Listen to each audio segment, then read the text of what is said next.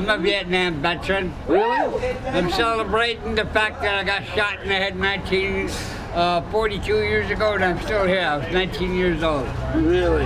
Hey, the bullet, the bullet.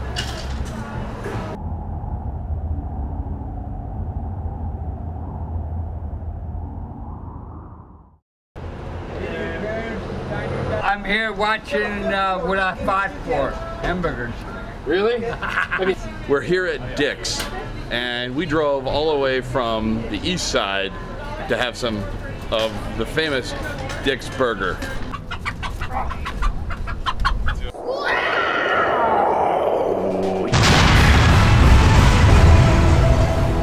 Welcome to another exciting episode of Mailbag. Hold on to your seat.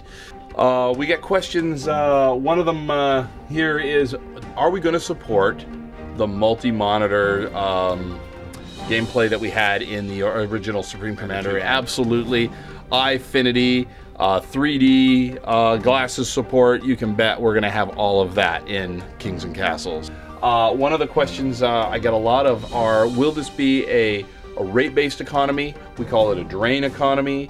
Or will it be a pay-as-you-go economy? We do hear from a lot of folks that they like the old economy system, but there's folks who say we really love the new economy system, so it's really tough. But we've got an idea that a unit, even when you queue it up, won't deduct from your resources until it goes into production. And you can still lay out your entire base, same thing. We love to hear your feedback on this after this blog goes up. We'd love to know what you would prefer. The question is, will we be able to have multiple mages casting one bridge so we aren't reliant on one mage if it dies? So the more mages you have conjuring the bridge spell, that's ensuring that if that mage is killed, the other mage can maintain the bridge. And if your mage is high enough level, I made this up like a week ago, you'll be able to conjure bridges that won't require the mage to continue to conjure. All right, so that's another exciting episode of Cracked Out Mailbag. See you next week. We've been getting a lot of requests and a lot of inquiries about archers. Now look, can't have a medieval fantasy RTS game without archers.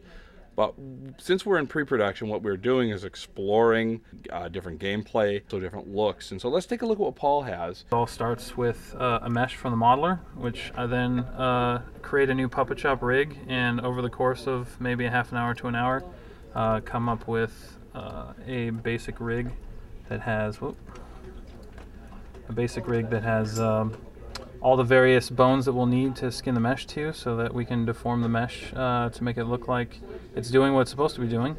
And when that's all set up and named the way I want it, I finalize it so that it can actually be controlled to tell the different parts of the mesh what to do and where to go through the skinning process. You can see here we've got the gross exaggeration of the arrows and the giant bow. From the distances that we're talking about, it's really important that this unit reads, okay? So this is, in game development terms, a unit must read from distance, okay? Because you can't always be zoomed in tight.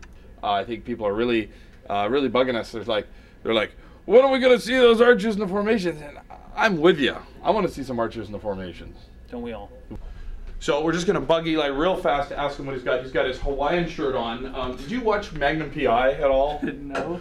What are you working on? I'm working on hierarchical flow fields. No. So hierarchical flow fields is a way to support very, very large maps. It's going to solve all kinds of issues with dynamic blocking, drawbridges, and keep the CPU and memory tight. So it'll run super fast on anything. Which is really important for Kings and Castles. I think that's good. Let's go with that.